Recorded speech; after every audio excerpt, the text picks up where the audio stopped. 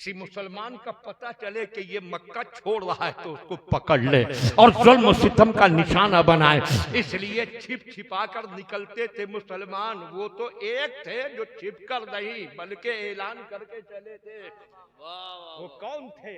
वो अमीरुल मोमिनीन सैयदना उमर फारूक आजम रज़ी अल्लाह तआला अन्हु थे। जब उन्होंने मदीने जाने का इरादा किया तो सारे हथियार बदन पर सजाए थे। हाँ, है इस शान से निकले हैं कि आपके कांधे पर कमान है, पीठ पर तरकश है, बगल में तलवार लटक रही है, हाथ में नेजा है, दूसरी तरफ खंजर है।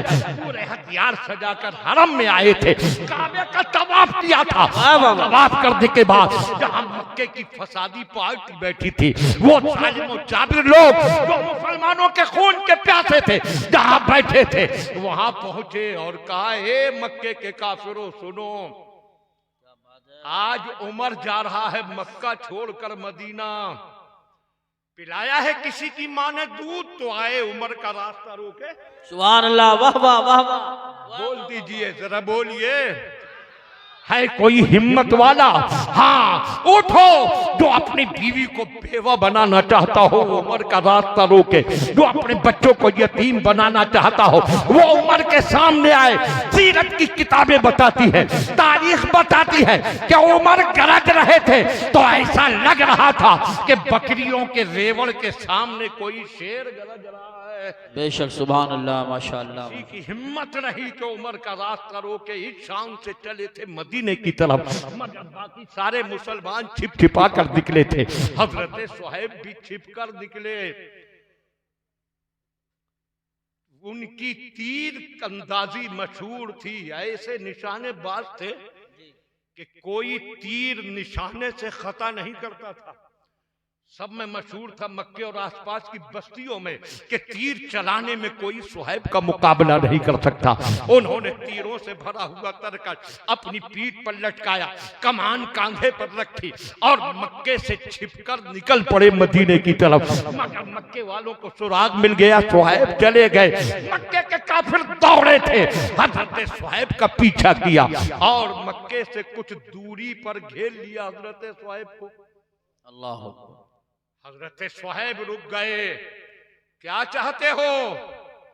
कहा, है सुहैब वापस चलो, तुम लोग भाग जाओगे तो हम सताएंगे किसको, वापस आओ। अल्लाह। हजरत सुहैब ने कहा, नहीं, मेरा ये कदम अल्लाह की राह में उठ चुका है। अल्लाह के लिए मैं हिजरत के लिए घर से निकल चुका हूँ और मुसलमान अल्लाह के लिए जो कदम उठा देता है उसका उठा हुआ कदम कभी पीछे नहीं पलटता। उसका उठा हुआ कदम या तो बातिल की छाती पर पड़ता है वरना जन्नत की वादी पे पड़ता है। वाह वाह, सुभान अल्लाह। नारे तकबीर, नारे रिसालत, नारे गौसियत, मसलके आला हजरत हजरत अल्लामा मुख्तार अहमद साहिब क़िबला, इस्लाह मुआशरा कॉन्फ्रेंस, जश्न दस्तारबंदी। सुभान अल्लाह। फरमाया, न रोको, मेरा रास्ता नहीं, वापस लौटूंगा। मक्के वालों ने कहा, सुहैब वापस तो होना पड़ेगा। फरमाया, किसी हाल में नहीं। मक्के वालों ने कहा, हम जाने नहीं देंगे। फरमाया, ठीक है, रोको मेरा रास्ता, मगर देखो ये मेरा तरकश पूरा तीरों से भरा है और तुम जानते हो मेरा कोई तीर खता नहीं जाता, निशाने से इधर उधर नहीं होता।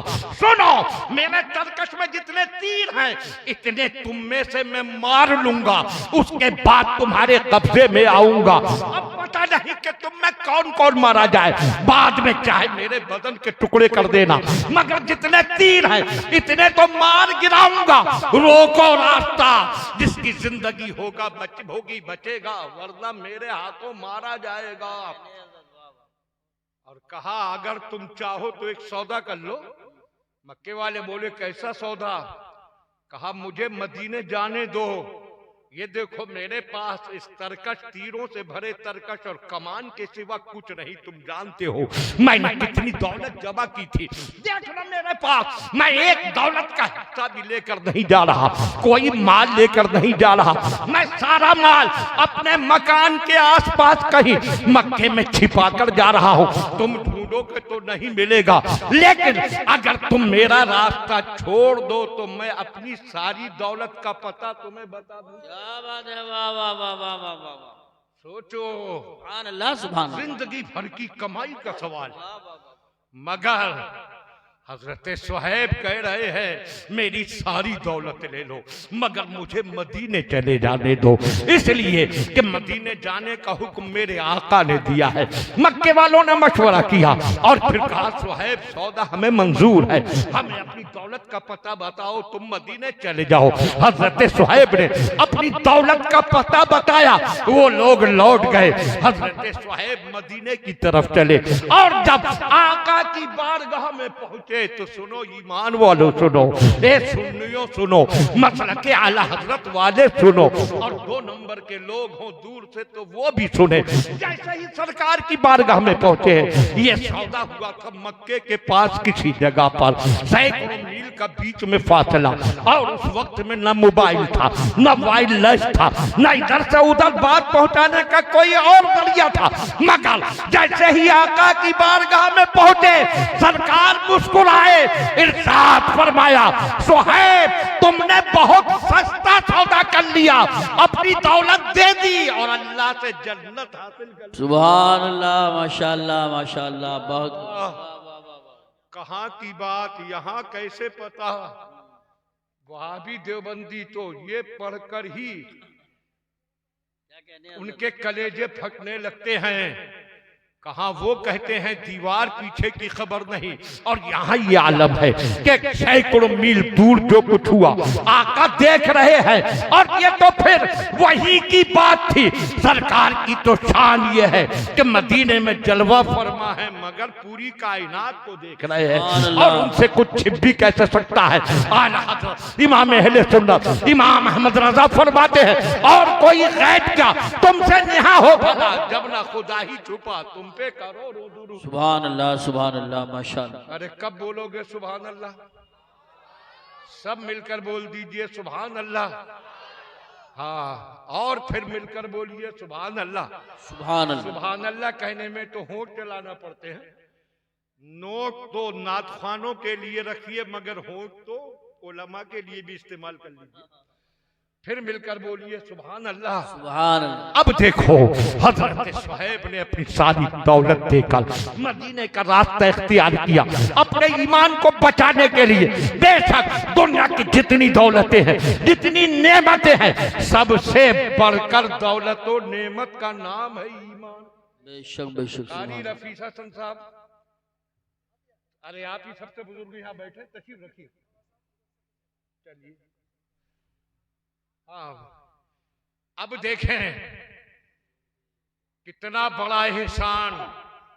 अल्लाह ने हमें दी जान, फिर बनाया इंसान, और उससे बड़ा एहसान के बनाया हमें मुसलमान। सुभान अल्लाह माशाअल्लाह। बोलो, और मुसलमान भी बनाकर सारी नेमतों से बड़ी नेमत और एहसानों से बड़ा एहसान ये है कि हमें सिर्फ मुसलमान ही नहीं बनाया बल्कि उस नबी का उम्मती बनाया कि जो नबी सारे नबियों से अफजल, सारे रसूलों से आला, सारी मखलूक में बढ़कर, जिनकी शान ये है कि आला हजरत फरमाते हैं सबसे औलाओ आला हमारा नबी, सबसे बालाओ वाला हमारा नबी, खल्क से औलिया, औलिया से रसूल, और रसूलों से आला हमारा नबी। सारे ऊंचों में ऊंचा समझिए जिसे है उस ऊंचे से ऊंचा हमारा नबी। सुभान अल्लाह माशाअल्लाह। तो सबसे बड़ा एहसान कि मदीने वाले का उम्मती बनाया।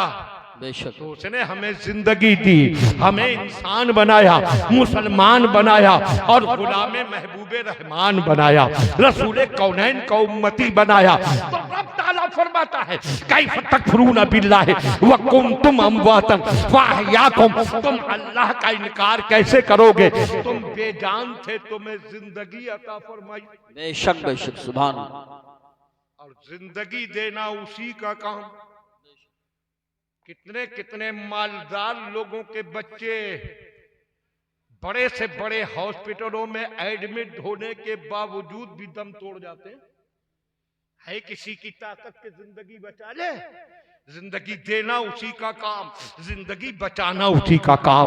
अब इस जिंदगी पर तुम फूले फिर रहे हो, अकड़ते फिर रहे हो, और तुम इस घमंड में हो कि जिंदगी मिल गई है, जो चाहे करते फिरे। तो फरमाता है तुम उम्मीदों को अपनी जिंदगी पर इतराना मत, अपनी जिंदगी पर घमंड मत करना, अपनी जिंदगी पर मगरूर मत हो जाना। एक दिन वो आएगा, वो तुम्हें फिर मौत देगा।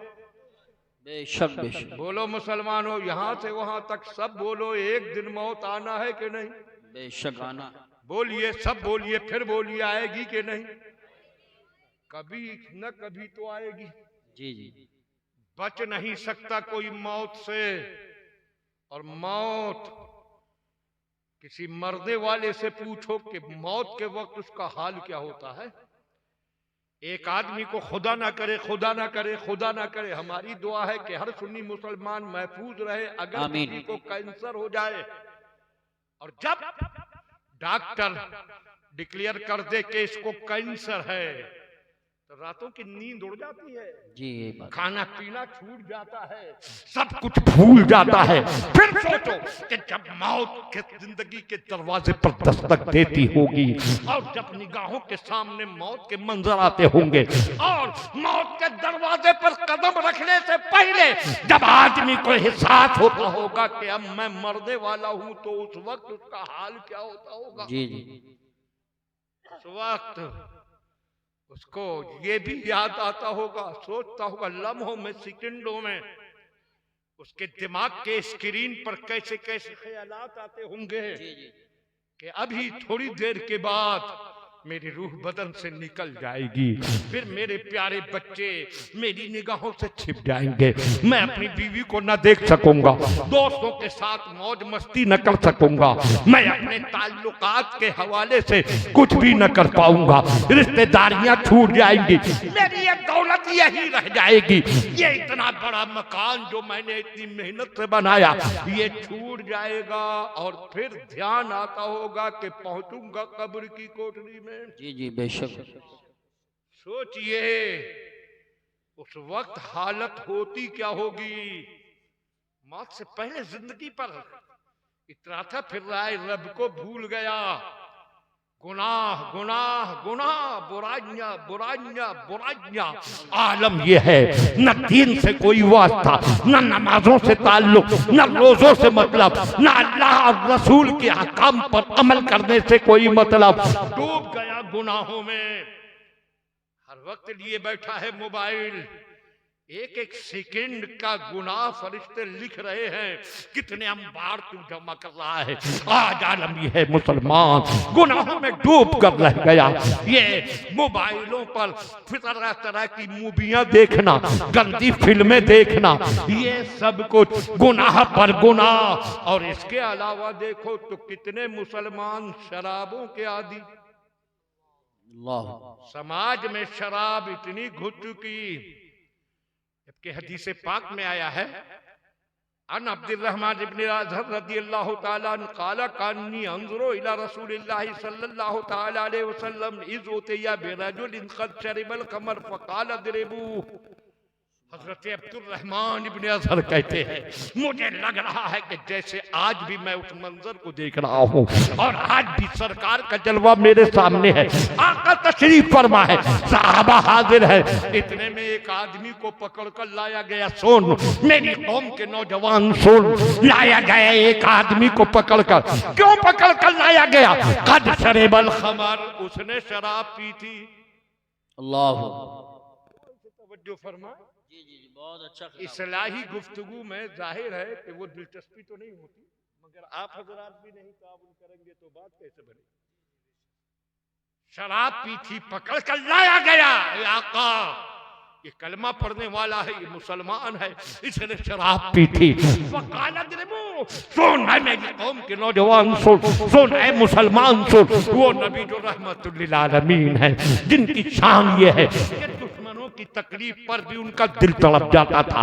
हाँ हाँ वही रसूल बरहक के जो किसी की जरा सी अतियत गवारा नहीं फरमाते थे, मगर जब शराबी लाया गया फकाला जरेबू, फरमाया है मुसलमानों इसे पीटो। अल्लाह या अल्लाह, मुसलमानों से फरमाया गया मारो। अब हुक्म मानने वाले देखिए, वो कहीं लंदन से नहीं लाया गया था, वहीं का था। जितने मुसलमान थे उनमें उसके रिश्तेदार भी रहे होंगे, उसके बाप भी हो सकते हैं, उसके चचा भी, उसके मामू भी, उसके भांजे भी, उसके भतीजे भी, उसके रिश्तेदार, उसके खानदान वाले, उसकी कौम वाले। मगर जब आका ने फरमाया कि इसको मारो, फमिनहुम मन दरबहु बिन्नियाल व मिनहुम मन दरबा बिल असा, हदीस पाक में आया है कि सारे सहाबा उसको मारने के लिए टूट पड़े। किसी ने नहीं देखा ये हमारा कौम का है, हमारे खानदान का है, हमारा चचा है, हमारा भतीजा है, हमारा बेटा है, हमारा बाप है। सब मारने लगे। किसी ने उसको जूतों से मारना शुरू किया, किसी ने डंडों से मारना शुरू किया, और जिनके पास जूते डंडे न थे उन्होंने खजूर की टहनियां तोड़ी और पीटना शुरू कर दिया। जरा सोचिए, उस रसूल बरहक के सामने उसको पीटा जा रहा है, पीटा, खूब पीटा। फिर रसूले पाक ने जमीन से मिट्टी उठाई, दिल कांप जाता है। ऐ मुसलमान, अगर तेरा ज़मीर जिंदा है तो इसको सुनने के बाद कभी शराब के करीब भी नहीं जाएगा।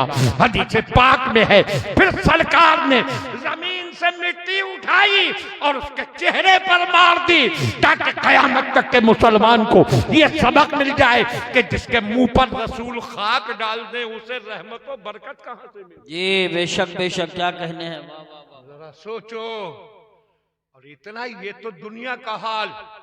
और सरकार इरशाद फरमाते हैं, मम माता मुदमिन अल खमर सकाहुल्लाहु अज़्ज़ा व जल्ला मिन नहरिल ऊता।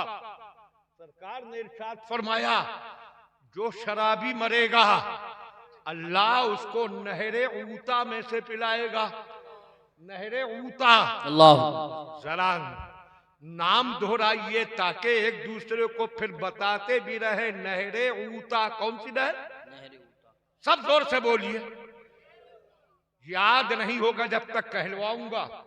काहे में से पिलाएगा? कौन सी नहर से? नहरे ऊता। फिर बोलिए। कालू वमा नहरुल ऊतते या रसूल अल्लाह सल्लल्लाहु तआला अलैहि वसल्लम। सहाबाए किराम ने अर्ज की, या रसूल अल्लाह, ये नहरे ऊता क्या है? इरशाद फरमाया, जहन्नम के अंदर जो बदकार औरतें होंगी, फाहिशा औरतें होंगी, उनके बदन से पेशाब की जगह खून और पीप निकलेगा, जो इतना बदबूदार होगा कि उसकी बदबू से जहन्नमियों के दिमाग खोलने लगेंगे। वही खून और पीप नहर की शक्ल में इकट्ठा हो जाएगा। उसी नहर का नाम नहरे ऊता है। जो दुनिया में शराब पिएगा, बदले में उसे जहन्नम में वही नहरे ऊता का खून और पीप पिलाया जाएगा। अल्लाह अकबर, अल्लाह। और सुन ले, ये किसी हिंदुस्तानी नेता की बात नहीं, ये उस मदनी दाता की बात है कि जमीन बदल जाए, आसमान बदल जाए, कायनात बदल जाए, मगर नबी की बात नहीं बदल सकती। और बदले भी कैसे?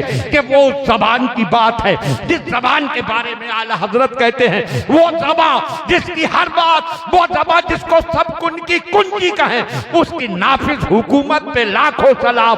वो दहन जिसकी हर बात वही है खुदा, चश्मे इल्म हिकमत पे लाखों। सुभान अल्लाह, माशाअल्लाह माशाअल्लाह, बहुत खूब। जिंदाबाद जिंदाबाद। कलेजे पर हाथ रखो। क्या वो नहर, उस नहर का खून और पीप पीना तुम्हें गवारा होगा? मैं समझता हूँ जो वाकई अंदर से मुसलमान